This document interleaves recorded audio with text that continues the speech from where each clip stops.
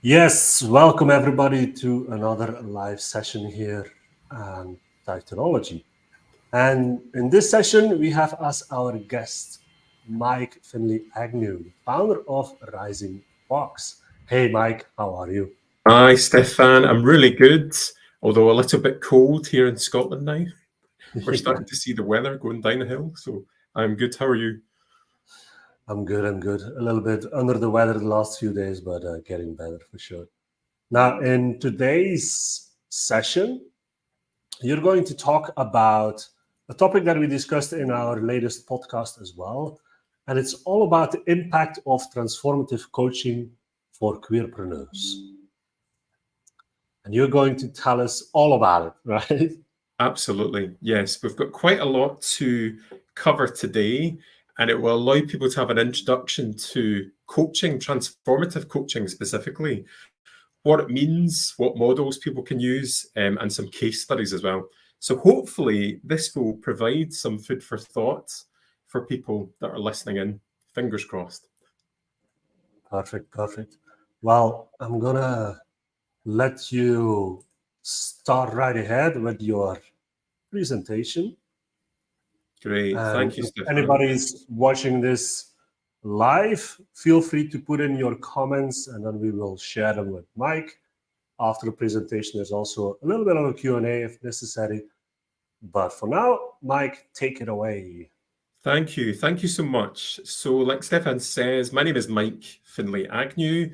I'm based here in Glasgow, in Scotland, in the UK, and I run a company called Rising Fox, which is all about coaching specifically for the LGBTQ plus community. Hence, I'm here presenting to you today about the impact of transformative coaching for queerpreneurs. So, the aim of today's session is very introductory to the concept of transformational coaching. So, you don't need any prior knowledge to understand this session, hopefully, fingers crossed. So, we're going to be looking at an exploration as to why coaching is important for us LGBTQ plus entrepreneurs, what it could provide, and some practical examples. So, throughout this session, I'm going to look at what we mean by transformational coaching, a bit of a definition, what a coaching experience is actually like, some practical examples and case studies. I've brought two of them along, and why coaching is important specifically for LGBTQ plus people, and how authenticity in the coaching space is really essential, particularly when it comes to coaching for entrepreneurs. So if you'll indulge me for just a minute, I'll tell you a bit more about me. So I consider myself a multitasker. So I'm a coach, I'm an advocacy worker, and I'm a writer. And through all my coaching, advocacy, and writing work, I'm on a mission to support as many LGBTQ plus people as possible feel comfortable and more confident in themselves. The reason being is I'm part of the LGBTQ plus community myself as an out and proud gay man. And there's a bit of my background I'll share with you in the next slide, which explains my motivations for doing this work. So my company is called Rising Fox, and it's about one-to-one development work with clients who are predominantly in the LGBTQ plus community. I am qualified with the Animus Centre in London way back in 2020 with my transformational coaching diploma. And really, that qualification has enabled me to set up my business and work professionally with clients around the world.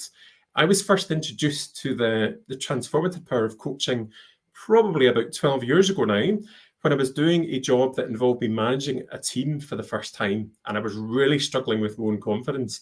I was a young guy back then, not so young now. And basically, I saw a coach on and off for about 18 months, and I found that process really powerful. So it planted a seed in the back of my mind around, in the future, I would like to do coaching myself, hence why I do this work. I'm also a member of the International Coach Federation, and I'm also part of a unique community called the Gay Coaches Alliance. The Gay Coaches Alliance is an international organization and community that meets online and in person and is about best practice for gay coaches. And I was very fortunate in May of this year to travel out to America. I hadn't been to the US for 20 years. And I did a presentation about queering our minds and coaching. So all about the mental health benefits of coaching. And I'll come on and explain a little bit about the mental health aspect of this shortly.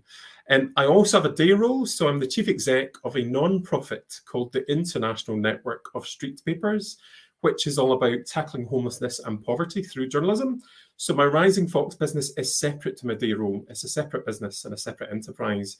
And I'm also an ambassador for It Gets Better, which is a global charity looking to provide role modeling for LGBTQ plus people.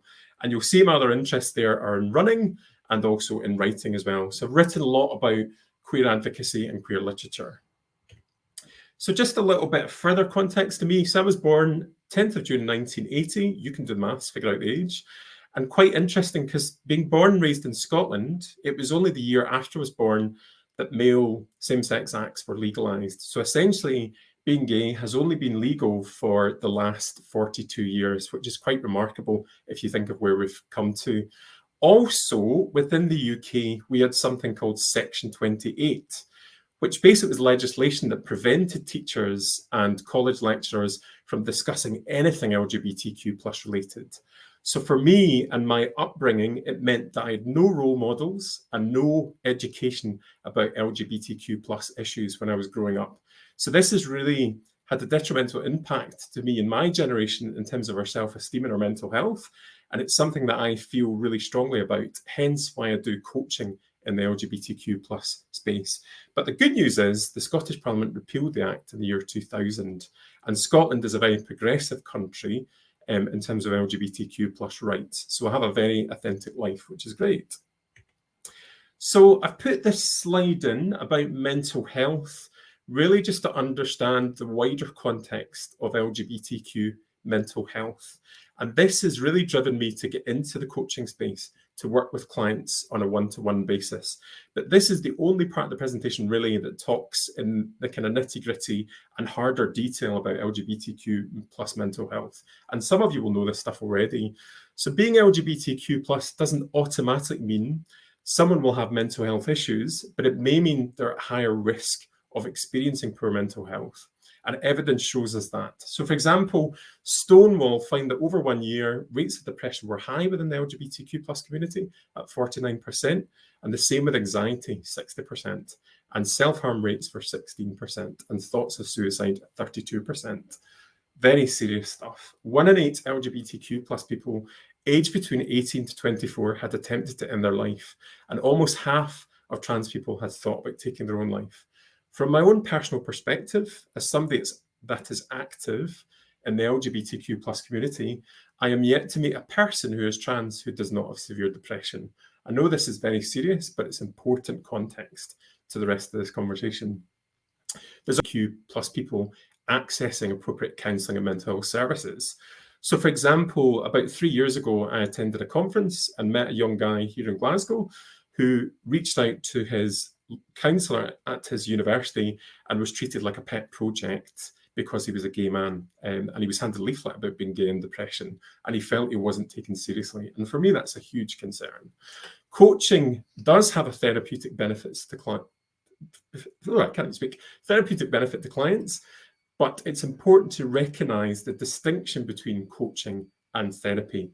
And this is something I say to any new client that I work with in the coaching space. So therapy looks backwards into your childhood and previous trauma and previous difficulty you may have had, whereas coaching is more rooted on where you are today and where you'd like to go to tomorrow. And that's where transformational coaching comes in. So what do we mean by transformational coaching?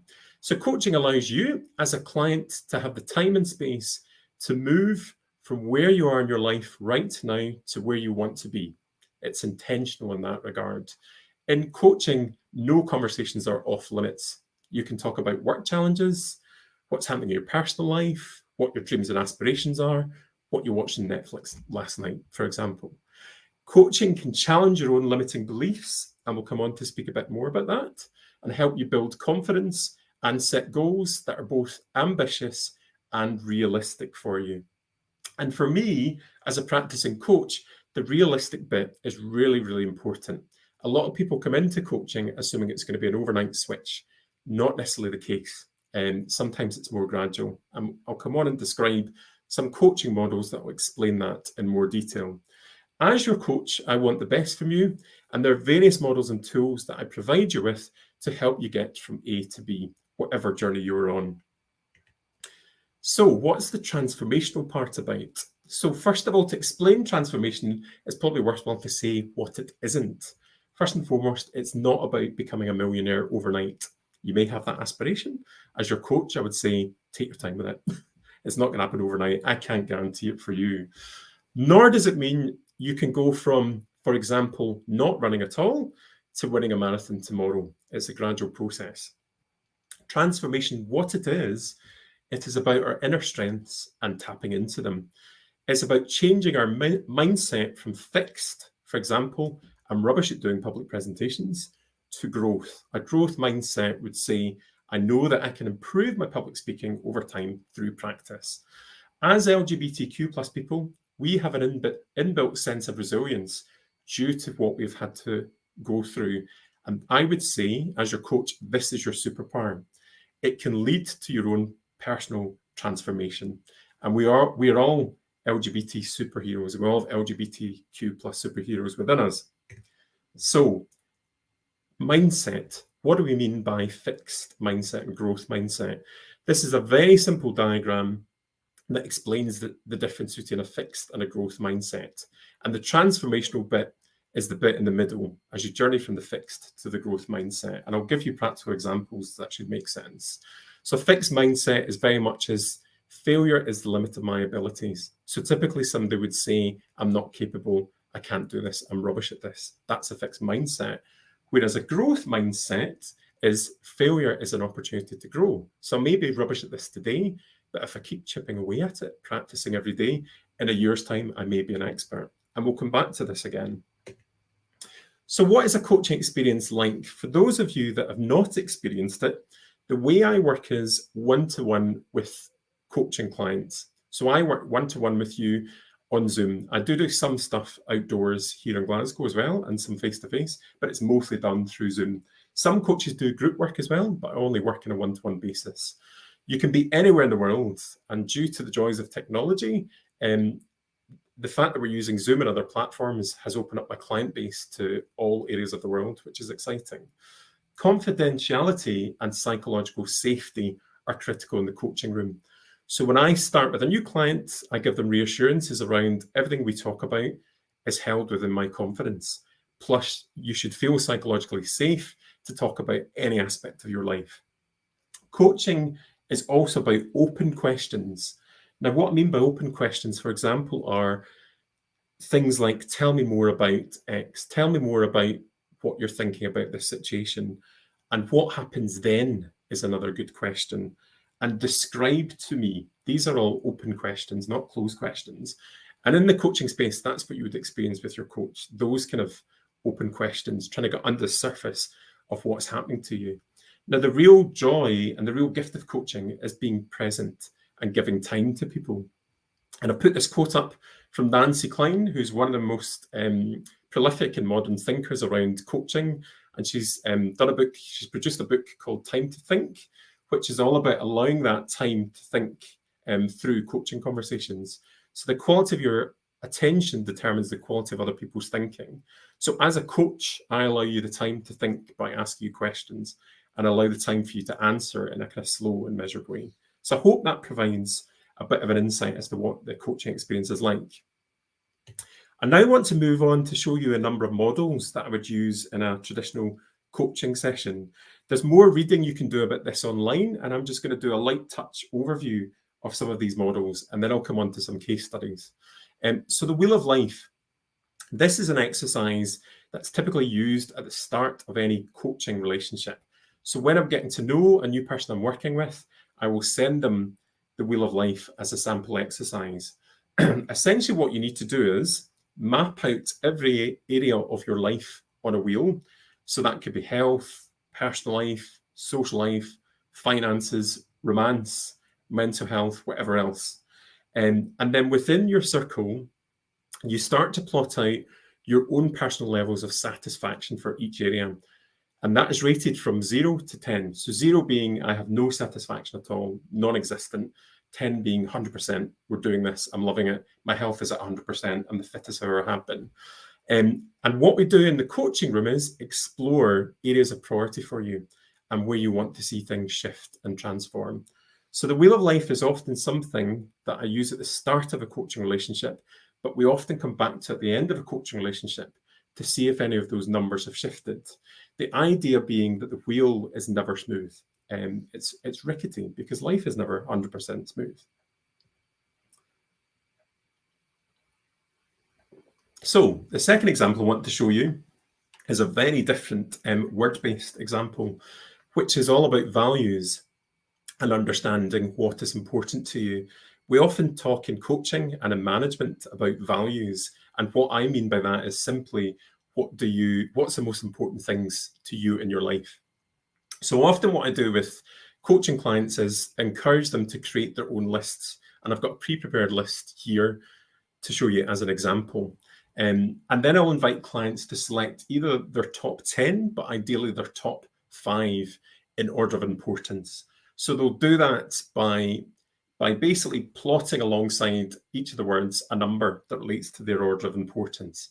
I would then ask the client to describe what each of these means to them. So there's no assumptions from my point of view that environment means you're into recycling, you're into animals. It might mean something completely different to you, for example. But that's really about getting under the surface of what your values are and what's important to you. And then we go into discussing how are you going to walk the talk and live by your values.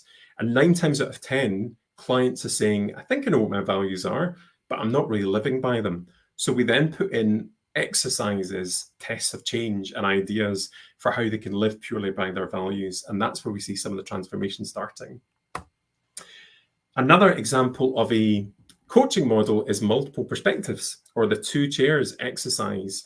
So this is used when you're trying to have very brave conversations, either with yourself or in the workplace, or with a client or somebody you're working with, or even in your own personal relationships. What we do is I physically ask the client to get 2 chairs in the room with them. The first chair, so if we use this example, the blue chair, I would ask them to sit down and pretend that they are themselves. Pretend they are themselves in any scenario where they're dealing with a difficult confrontational conversation or difficult relationship, be it with a client or a friend, whoever else. I will then ask them to swap seats into the seat on the right and then assume the identity of the other person. So try and rerun the conversation you've just had, but from the other person's perspective. And then the third part of the exercise is you take a step back. So you're physically behind the 2 chairs and you're looking down. You're almost a godlike creature and you're seeing the conversation from a completely different perspective, from a higher up perspective, and you're observing both parts of the conversation. Sounds a bit odd, but actually in practice, it's a really profound way of thinking about how you can challenge yourself and in your relationships and address those challenging conversations that are preventing you getting ahead in your own business, whatever your own business is. Another example, and we've just got 2 to go in terms of examples, is the drama triangle. This is part of a wider school of psychological thought called transactional analysis. But the drama triangle is a really great and powerful way of exploring your relationships in more detail. So what it allows you to do is take a step back and realize the roles that we play in relationships with workmates, clients, partners, friends, and even ourselves. And what you do is you look at any dynamic in a relationship and you explore who in that scenario was the persecutor. So who was the person that was doing something that was making the other person feel bad? Who was the victim in that scenario? So who was the person that was being dealt a hard card from the perpetrator? And who was the rescuer? So who came to the rescue? And through the drama triangle exercise, you realize that we're in cycles of behavior in the workplace and at home. And what that allows you to do is think through strategies for breaking out of that behavior. So if you're constantly feeling like I'm a victim, I'm no good, nobody likes me, how do you break out of that? What things do you put in place for yourself to break out of that? And how do you change relationships? The drama triangle is a really powerful way of doing it. So who knows RuPaul? Probably everybody has their hand up right now. We all know that moment far into RuPaul's series where she holds up pictures of people's younger selves. And there's normally floods of tears from the drag queens. And I almost start crying at that point as well. This is a picture of me, believe it or not. So the concept of letter to my younger self came from the Big Issue street paper in the UK, and is obviously close to my heart given my day role. But the idea is that you write a letter to your younger self to tell your younger self how great you are, what your achievements have been. And it's a really, really powerful way of reminding yourself of what your resilience and qualities are, and actually your aspirations about where you want to get to next. And I've got an example in the 2 case studies I'm just going to chat through of how this is used in practice, but it's a very powerful and slightly therapeutic way of empowering yourself and realizing your own strengths. So I've got 2 case studies for you. So just to say, first of all, the names and faces of the clients I'm talking about are changed to protect the anonymity of clients. I take anonymity really seriously, and I take client confidentiality really seriously. However, the following 2 case studies are based on people I've worked with, even though you won't be able to identify them for the reasons I've just said. So Sam is 33. She lives in London with her partner, Jules. She worked in marketing for 12 years after leaving university. During COVID, she was unfortunately made redundant from her senior marketing role. She used the lockdown period to retrain in mental health and picked up a counselling qualification. So in my first coaching session with Sam, she described feeling low in mood and multi-directional. She didn't know which direction to go in terms of her career. She was thinking about her next career move, obviously having faced unemployment. And she described how often in the workplace previously, she felt inferior to colleagues and experienced imposter syndrome on a daily basis due to her not having as many academic qualifications as her peers. Through coaching, Sam wanted to build confidence and gain clarity on her future career goals. So how did it work in practice? Over a series of 3 coaching blocks, Sam and I worked together on our confidence and career aspirations.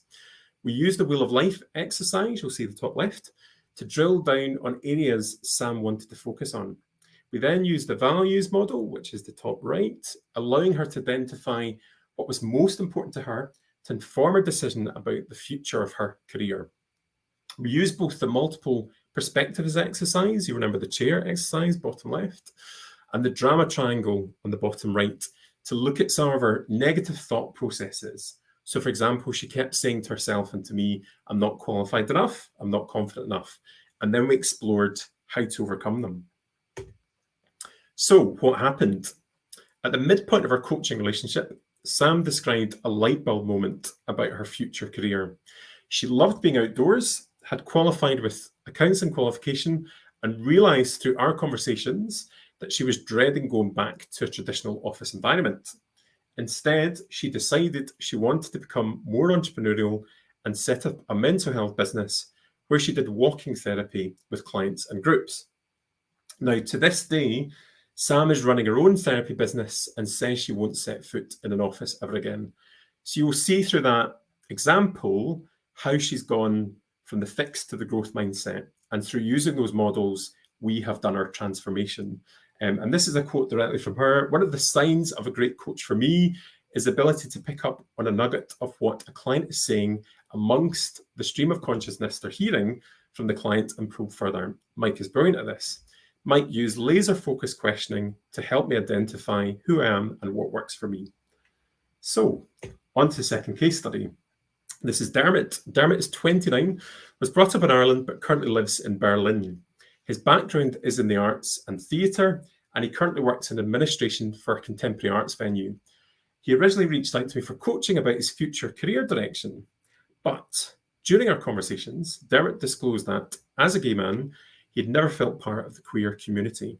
Now, this is an assumption as LGBTQ plus people we always make about finding our tribes, that as soon as you find other LGBTQ people, you're going to fit in. Life's going to be rosy. Not always the case, is it?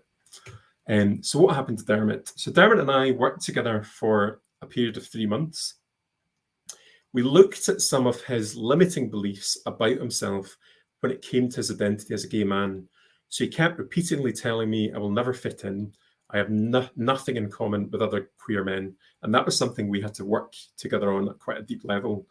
So Dermot and I talked about what tests of change he could do to challenge himself and his thinking. So small steps, small gradual steps, little things he would do between sessions. So over the course of 2 to 3 weeks, he would try various things.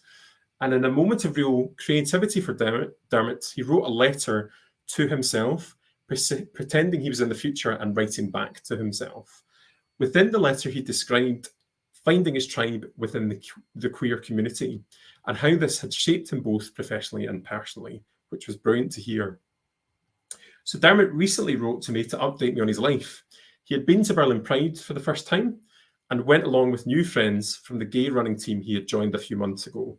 Through his renewed confidence, he had started doing training workshops for emerging queer artists in Berlin, which he was getting paid for. He described finding both his tribe and purpose. And again, there's a quote directly from him. I think it wasn't until the 5th session that I gave myself permission to explore what it was I really wanted to, my own connection and identity within the queer spectrum.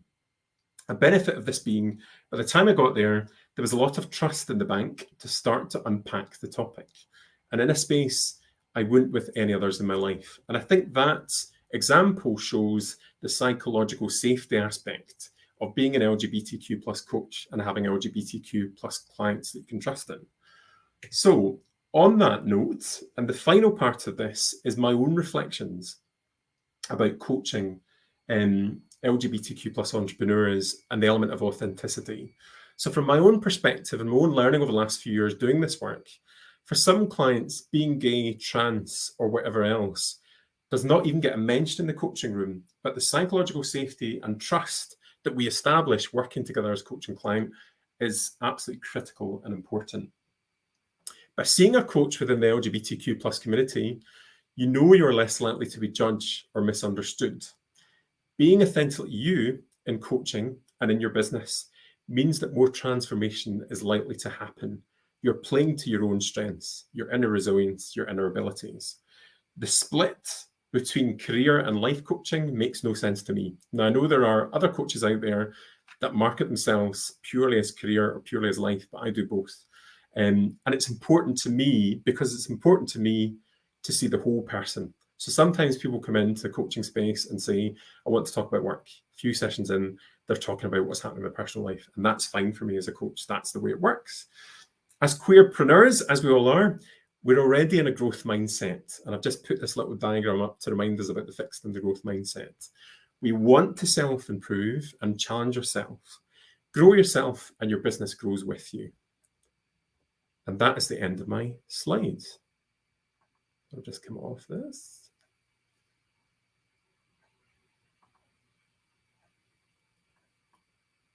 Stefan, are you there? Hey, yes, for sure. Does that stop sharing now? Or is it still sharing? It is still sharing, but I cannot remove it. I've got it. There we go. Good stuff, Mike. Good stuff. Thank you very much for sharing all of this. Now, the thing that I get from that is that if I look at these exercises, we sometimes forget how important they are. Like looking at the values, for example. Everybody knows that we have to look at our values to see what's important for us, but I don't see a lot of people actually doing that. Yeah, and I think it's important to take the time to do it, given that as entrepreneurs, we're very vision-driven. So we're great at big ideas, big thinking. We've all got things we want to do in the world. We want to make the world a better place. But to be aligned, you need to think about your own personal values and how you're living them, breathing them day in, day out. And you're right, a lot of people don't. It is, like I said earlier, values is quite a management word. So for some people, it's off-putting. But if you simplify it to what is important to you and describe it in a few words, then you get to a kind of deeper level of understanding. And sometimes people, with their aspirations for setting up their own businesses or enterprises, when they're thinking, oh, I've got about 5 different ideas, where am I going to go with this? Sometimes taking the time to go back to the basics around, but what is important to you? What kind of life do you want to live in the future? How does your work life fit into your personal life? Yeah, 100%. And really thinking about it, because then as one of the people that you have coached told you as well, like finding the purpose around it. Like if you know your values, if you know what it is that is important for you, and then you can align it with what you do, then finding a purpose around it is easier. Is like it will fit into what you want to do. And I think for me, when I started with technology, that was the same thing, where I really felt like, okay, I want to work with our community, and I want to be around like-minded people, and I don't want to work with people like my values are authenticity and it's about honesty and so on. So working just with those people makes a lot of sense, and then it's much easier to connect all the dots. Yeah, absolutely. And Stefan, what you've described, I would say, is you understand your own why you're doing this job, why you're motivated, what gets you up in the morning. So for me, that's the reason why I put the mental health bit at the start of this presentation, because I do have a strong interest in training in mental health. And for me, what keeps me awake at night is knowing that there are LGBTQ plus people that are struggling with their mental health, as all of society are. And for me, it's about a small contribution that I can make to help. And that's not the same as me saying that I'm 100% therapeutic. There is a therapeutic bit to coaching, as I've explained. But my role is very much about enabling you to get where you want to get to through the transformational side. So if you've got a nugget of an idea, or if you've already set up an enterprise, you're already entrepreneurial and you want to get to the next level, the coaching can allow you to look in more deeply about, okay, so what's preventing me from doing it just now? And it's amazing, just asking some simple questions, you get under the surface of what's going on for people. And we don't operate in islands. We all depend on each other, right? So a lot of the work I do is about people's relationships. So it's relationships in business and their personal life, and how they can readdress those relationships to help them fulfill whatever they need to fulfill in life. Awesome. Well, we don't have any questions right now. We had Dr. Lulu thanking you for doing this. So there we go. My pleasure. And I've got a slide with my contact details. Should I share that? The what? I've got a slide with my contact details. Sure, yeah, absolutely. Let me just share that. Then can people know where to find you? Yeah, so this has got all my contact details. Done. Should be coming up now. There we go. Yeah, there we go. And there's an offer to people in this community as well. If they want a 30-minute free introduction to coaching with me, they should just email mike@risingfox.org. All of my details are on there. Perfect. Well, thank you again, Mike, for all the value that you have brought. And if anybody else has any question, if you're watching this as a replay, reach out to us, reach out to Mike if you have more questions, if you want to know more. And for now, I want to thank you again, and I want to see you all again in the next session. Bye-bye.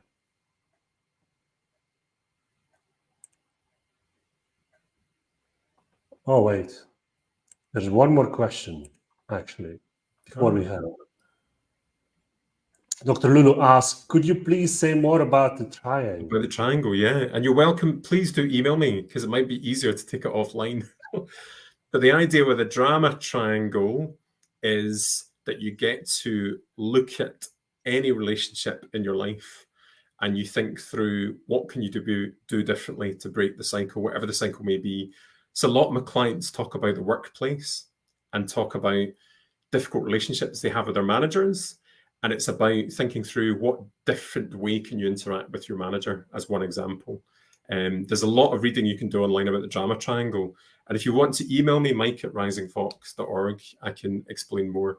I'm also on LinkedIn as well. Thank you. Perfect. Thank you, Dr. Lulu, for asking those questions. If you have any more, please put them in the comments. We'll wait a couple of seconds here because there is a little bit of a delay. Otherwise, we can call it a day for this session. And there's another question from Dr. Lulu. How may I speak at this event? I coach parents of LGBTQ plus kids and help organizations support these parents. Well, Dr. Lulu, you can reach out to me on LinkedIn, and we can talk about also getting you onto a session of this for sure. Perfect. Okay. Thank you, Mike, again. Thank you, everybody. Thank you. Thanks for having me on. And do keep track of everything that we do on LinkedIn, on all the platforms, because there is another session coming up. More sessions are coming up in the future. So keep an eye on it, and we will see each other very soon again. Okay. Bye, everybody.